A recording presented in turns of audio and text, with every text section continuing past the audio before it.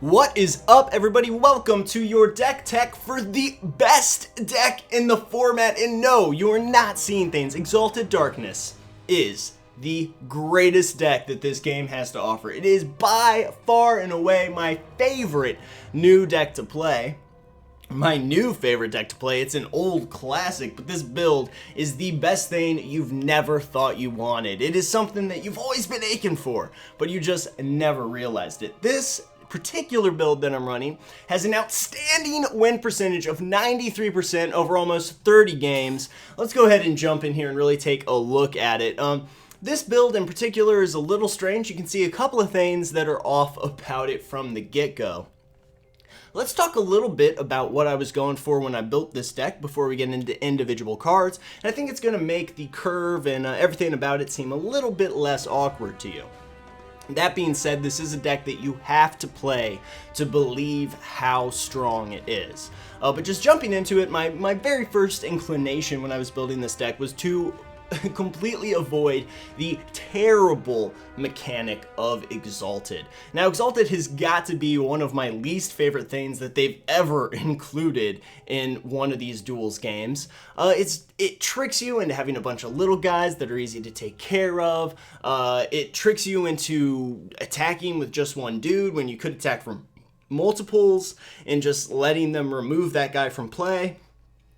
And just really losing entire turns to bad attack steps and terrible block steps. So it's something that I really wanted to avoid when I built this deck. So basically, if it just said Exalted, I kicked it upstairs. It is staying home. Exalted with tricks make their way into the pile.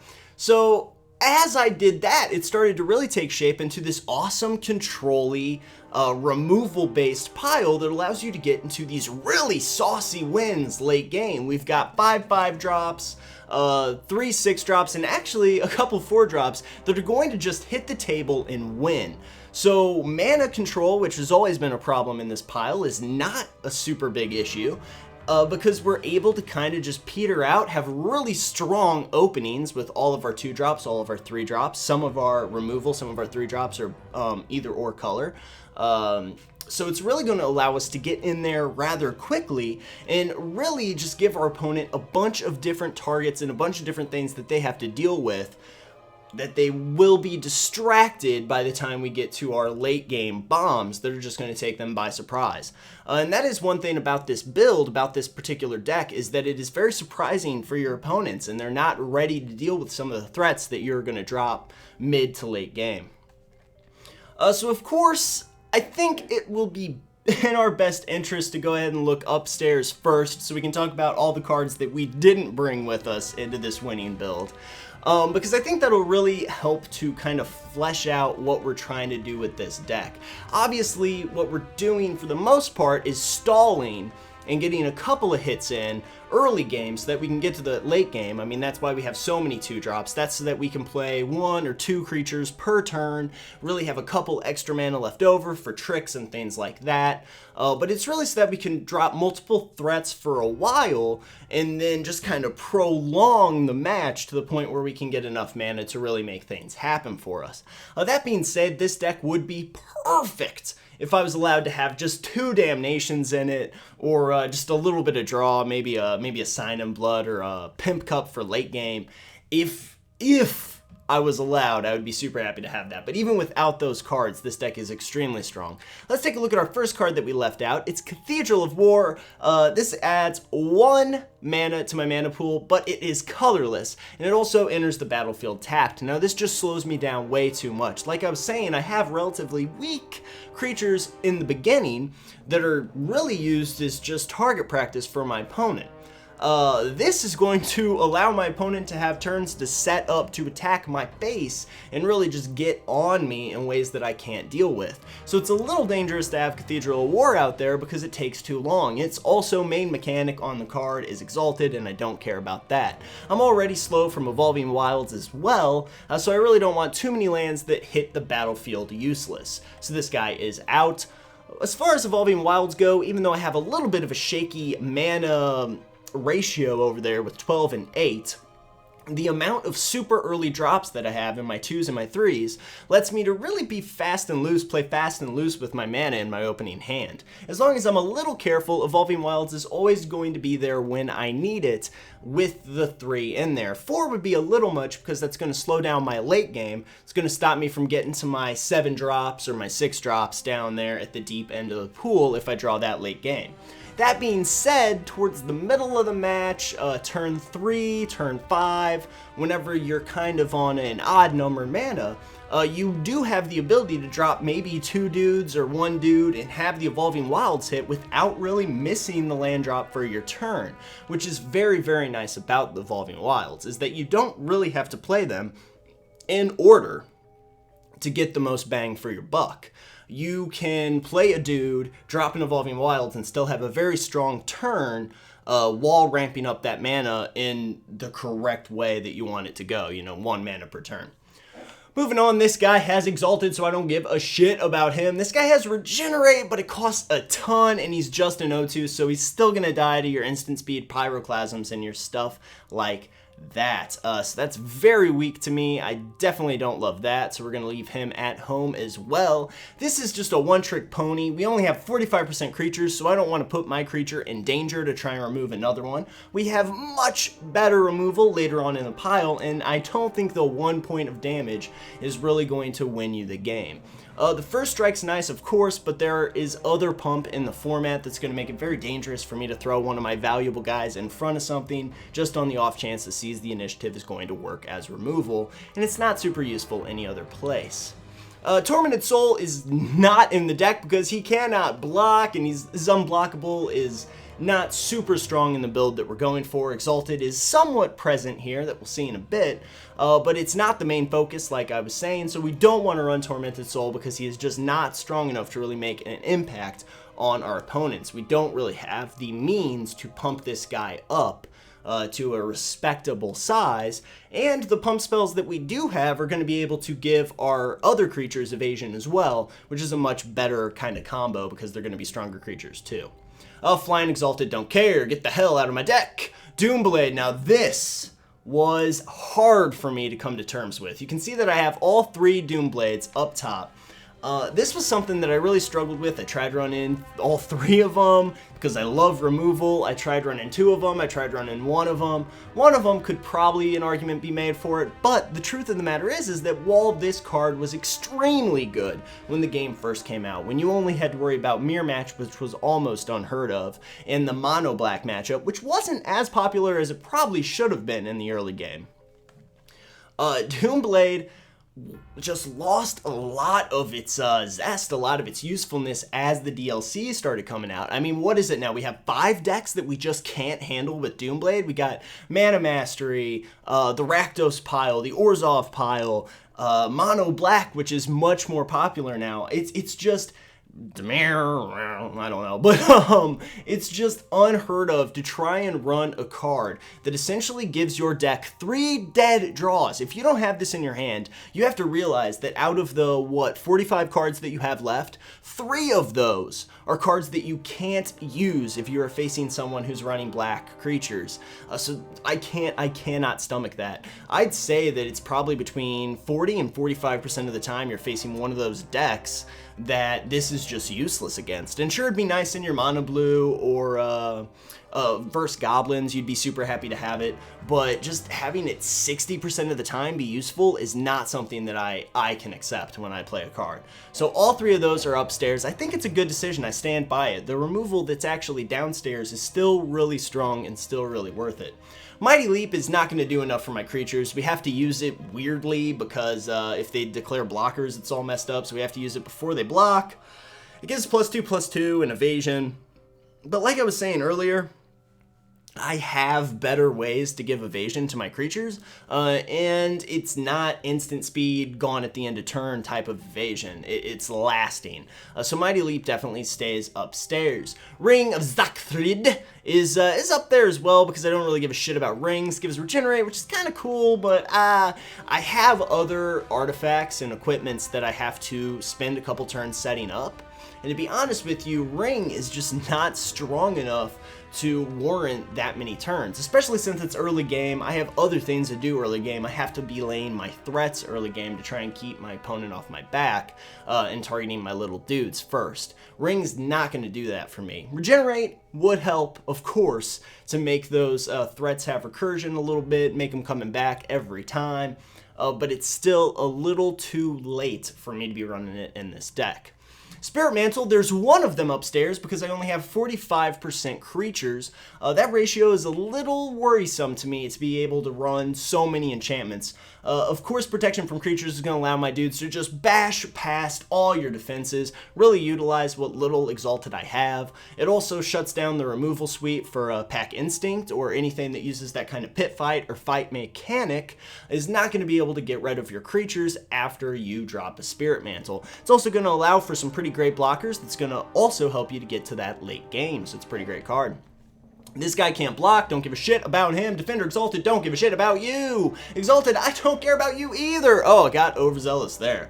Whispersilk Cloak is a really interesting card because in this particular build, we really only use it for Shroud. As I was saying, I like evasion a lot. Unblockable, best evasion ever, is pretty great.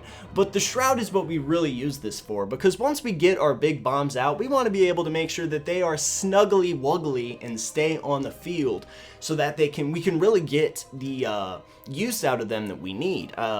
Just dropping a dude in this pile, except for one, doesn't automatically change the tides of battle. We still have to survive 1 turn, 2 turns, and keep that creature alive in order to really get the best use out of what we have going on. The Whispersilk Cloak is going to allow that Shroud effect to make us be a little bit less worried about what our opponent has to take out our dudes. Hopefully they've used mass removal to get rid of our army of little dudes, and so Whispersilk Cloak will be really useful in that regard. Benediction, Exalted Tapping, I don't give a shit about that. Exalted Haste, I don't care about that either. Silent Arbiter, both of them are upstairs because this is not what this deck is trying to do. Speaking of what it's trying to do, let's go ahead and take a look at the very first card we're going to talk about, which is Sigil of Distinction.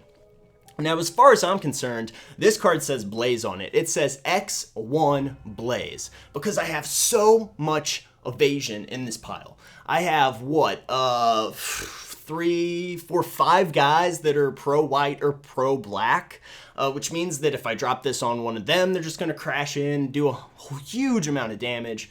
I also have the protection from creatures that I can drop on a dude that's going to allow this to just hit the table, instantly equip up on a guy, and just allow me to bash in and do a crazy amount of damage, sometimes even finishing my opponent off just from this one card. Multiple equips are not usually something I have to worry about because you drop it and use it in such a way that they do not have the removal available, or they've already used up the removal that they would use for this. Most games you're going to drop this turn 4 or turn 5 because you're going to have open turns in your mid game that's going to allow you to really drop this and worry your opponent. Let's not forget, however, that this is also going to make your creatures excellent blockers, and it's going to shut down decks like your direct damage decks, like your mono red and your Is It pile is going to have a lot of trouble getting rid of your useful creatures because they're going to have to 2-for-1 it at best. If you drop this for 4, then your creature gets instant +3/+3. They better deal with that. So if you drop it when they're tapped down and put it on something like Life Gaining Bird, then it is really hard for your opponent to deal with that because it's already going to be like an 8/8 or something like that. So this card is fantastic. I love this thing. Not to mention the fact that I do have a lot of open mana sometimes, and I can feel free to just drop this for 3, or, you know, 3's pretty much the lowest I would drop this for, but you never know. It really depends on the situation, and I love this card because it gives you the freedom to really drop it whenever you need it, whenever you have the open turn.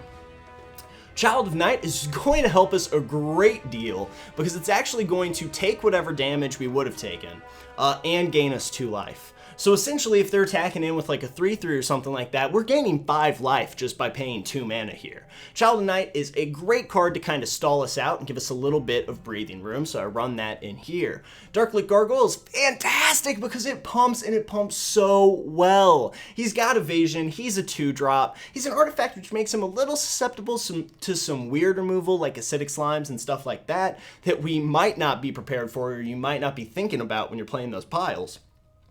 But the fact that he has evasion and is able to become a 3/1 whenever you want him to is absolutely insane. This guy's very strong. I love him. I run all of them that I can. Demonic Tutor, I shouldn't have to tell you how good this card is. Depending on your situation, you can drop this really early. You can drop this as a 2-drop, or you can wait a couple of turns and really see what exactly you need out of your pile. You might draw one of your bombs and find out that you only need 1 mana to make that a reality. Demonic Tutor could become a mana for you. It's just one of those things where it is a great utility card. You can get anything that you need. Just don't use it prematurely, just assuming what your opponent's field is going to look like, or what yours is going to look like several turns down the road. Still, a turn 2 Tutor is probably the best time to use it, as long as you can predict what's going to happen in the match. And here we get into the bread and butter of this deck. We've got all of the pro-black, pro-white guys are in here. They also have Exalted, which is going to go insane, make them very powerful blast factors when we attack our opponents. They're a little bit small in the ass, of course. That's going to be a problem with a lot of these drops. But like I was saying, these are going to eat up opponents' removal at best. And at worst, they're going to be unable to deal with these guys. And they're going to be able to block, kill some creatures for you, attack in, do a lot of damage. These guys are pretty insane. I love running all 5 of them in here. This is going to shut down those decks that we were talking about before, like the direct damage decks, like your mono red, and goblins will be nice too because the shocks you won't have to worry about anymore. Sometimes it's a completely dead drop, I understand that, but this is a risk I'm willing to take because it is good in so many different decks. It just shuts down a lot of removal that could get you, so we do love running one of those. Pacifism's also fantastic because now we're getting a little bit into the removal that we have in the pile. Pacifism kind of takes the place of Doomblade in this deck as the 2-drop removal. I know it's not instant speed, but it's going to be able to kind of remove your opponent's creature from the board unless they have some way to answer for that. And even at best, they're going to waste a card trying to get their creature to be able to attack you again, or they just won't have a way to deal with it. So it's actually a pretty strong card. It's going to allow us to get a lot of use out of the deck that we might not be able to usually. It's going to allow us to juice past those turn 3, turn 4 kind of drought that we'd have in here. Spirit Mantle I talked about before. It's a fantastic card in this deck. It's shiny as well, so we love running that. Mortify is instant speed, destroy target creature or enchantment. Don't forget that you can destroy enchantments. There are several enchantments in the game now that we would love to destroy with Mortify, so we definitely keep that in there. Pillory is a fantastic card. It is going to get to work for you a lot, actually. If you can draw it, is going to do a ton of damage to your opponent. It's really going to help you utilize those early turns as well, because you can drop this guy early on without really worrying about it, because it will do the 1 damage every single turn. So you can take out a minimal threat because without fear, because it is going to do a lot of damage later on, which is fantastic for you. We've got Royal Assassin. This guy is recurring removal. I know he's very, very weak. He has to take a turn to untap, blah, blah, blah, blah, blah, or to lose Summoning Sickness, I mean. But he's still super strong because the second somebody attacks in against you, their creature is considered tapped, and you can kill it before the damage happens. So really, this guy's going to eat a removal spell, just like I was saying earlier. He's either going to eat a removal spell or eat a couple creatures, so he is fantastic. Sword of Vengeance is great. A lot of times you have the mana open to drop this on turn 3 or on your turn 4 when you don't really have anything else to play, and then you'll be able to equip it to somebody. That gives them Vigilance as well as First Strike and Trample. The best thing about this, I don't care about the haste, really. It's not too much of an issue for it. But the best thing about this is going to be the Vigilance, because you're going to be able to put this on your Pro Gaiden guy, your guy with protection from creatures, your guy that's pro-white, your guy that's pro-black, and just give them vigilance so that they can crack in, get those Exalted triggers to go off, deal a bunch of damage, and still be able to block without taking any damage from your opponent. Unmake, fantastic removal, instant speed, gone completely, never coming back. It's amazing. I run all three of those as well as both Vindicates because that says destroy target permanent. Might be sorcery speed, but the fact that I can literally get out of any sticky situation with this card in hand makes me super happy. The other cloak that's downstairs, obviously, we are running one of them for the Shroud effect. No Mercy is hilarious if they don't have a way to get rid of it. It is a card that is just going to win you the game, especially with a combo that we can pull off that's a little cheap, but happens pretty frequently with this deck because of just the way it runs. It's actually a combo with this card. We'll talk about that in a minute. This card is a bomb for me. It is a bomb for me. Because if they weren't able to take care of all the little guys that we have been playing every single turn, then when we drop this guy, the double Exalted trigger is going to allow something that cannot be blocked to crash in for 1 billion mana. For 1 billion damage, I mean, and it's only 4 mana. That was two thoughts jumped together because I was so excited. This card's great, actually. I run it in my standard deck, to be honest with you, because I have some rankers in there that just kind of get the job done as far as this guy's concerned. So if we can keep our creatures out there, this becomes a very great card to drop because it gives everybody else Exalted, of course. This is just like a trolling card because if they can't get rid of your creature, like if you give it pro guy and they're the green dude and then you drop worship, they can't win. They can't win. They can't because there's no mass removal. So just be wary of the fact that they could win if they dropped something like Stomp Howler or something like that. So that is still an option. So always be wary of that. But this is going to buy you just massive amounts of time. If you have the pro guy dude out, you still get to crack in and they can't block. The fact that you can drop this turn 4 and just shut them down for 1 to 2 turns is usually enough to make you win. This guy's going to allow us to gain some life, which is fantastic because it's going to allow us to kind of mitigate some of the damage that we've been taking up to turn 5. Turn 5 is really when this deck starts flicking on, and I don't want to be dead by turn 6, that's for sure. The other great thing about this card and this card is that they don't have to be the ones that attack to get use out of them. So it is really turn 4 and turn 5 you can drop something that's going to immediately affect the field. Speaking of things that immediately affect the field, let's take a look at these two beautiful bastards named Deathbringer Liege. They give us 2 of these guys. Like right away, this should be a trigger in your mind saying that this deck could be better than most people think it is. We've got 2 Lieges instead of just 1.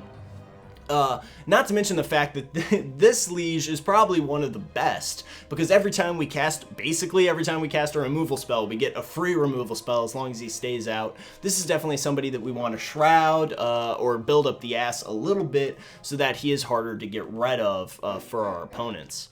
We also have Divinity of Pride. This is something else that I love to throw that equipment on, make him an 8/8, and then he gets the additional +4/+4 if we ever get to over 25 life. But to be honest with you, these two really just come down to kill my opponent before that ever becomes an issue. It's a fantastic card. It's got the flying lifelink, and it can get bigger if the situation arises. Then we've got Nefarox, Overlord of Grixis. This guy has an amazing bonus feature where when he attacks alone, defending player sacrifices a creature. That is beautiful for me. He might be a little expensive at 6, but like I was saying, this deck gets to your late drops and gets them to beat your opponent for you. Then we've got Angel of Despair. This card is huge. It's a 5/5 that slams the table and destroys something else out there. If Liege is out, then it's 2 removal spells as well as a 5/5 body. It's a fantastic card. It says destroy target permanent. Do not write this guy off because she is amazing. She's super metal too. That's pretty good. And then we have the ultimate card in this deck, Debtors Knell. 9 times out of 10, this is what I'm going to toots for when I got Tutor and a bunch of lands in my hand, because this card shuts the game down. It locks the game down. It is very hard to lose when you have Debtors Knell. I'd also like to point out that we have 3 ways to get rid of permanents in case someone else plays Debtors Knell or Panoptic Mirror or something like that. We have ways to deal with those. which is really what's going to allow Debtors Knell to just come on the field and end the game. Alright guys, there you go. This is, without question, my favorite my new favorite build, my new favorite deck. I love it. It is definitely my favorite thing to play now in this game. I've been playing it casually a ton. I've been playing it over on my personal PlayStation ID. I've been playing it on here a lot, just getting it ready for this week. I'm super excited to get into some games with it with you guys, because you're really going to enjoy how this interacts and how it plays. It's just a lot of fun. And it allows you to be super, super tricky. So I know I've never said this before, please forgive me, but I am kind of very, very proud of this deck. So if you know somebody that plays the game but hasn't heard of my channel, share the build, because I don't even care. I mean, give me credit, toss me credit, but I don't even care if they see the video. I just want to get this build out there because it is crazy how strong this build is. So shameless plug aside, I feel like crap for saying it, but shameless plug aside, thank you very much for watching this video, you guys. You're really going to enjoy this week because it's right up my alley. I know that we ran red-blue last week, and that was a little shaky because it's not really my style. Blue is probably, please don't get mad at me, blue is my least favorite color to play. So it definitely wasn't something that I was super into. But as we've talked before, like way back on the channel, black-white is how I got into Magic when I was a little baby, a little babby child. So I'm super excited to get into a deck that just meshes so well with my playstyle all growing up and all learning the game. Hopefully you guys enjoy it. Please play the deck, give it a try before you whack on it or hate on it. Definitely throw down in the comments any suggestions you have to make the deck better. Maybe you found that the one Doomblade is the sweet spot for the deck. That's something that I'm interested in hearing you guys' opinion about. But as always, just thank you so much for watching. I said it before, but I mean it every single time. I appreciate you guys watching, and I appreciate you guys commenting. I know I'm not always able to respond to every single comment. I'm way behind in it. But it is my favorite part of doing the channel is hearing from you guys, and I do read every single one. So thanks again, you guys. I will see you tomorrow when we dig into some amazing Exalted, non-Exalted, Exalted gameplay.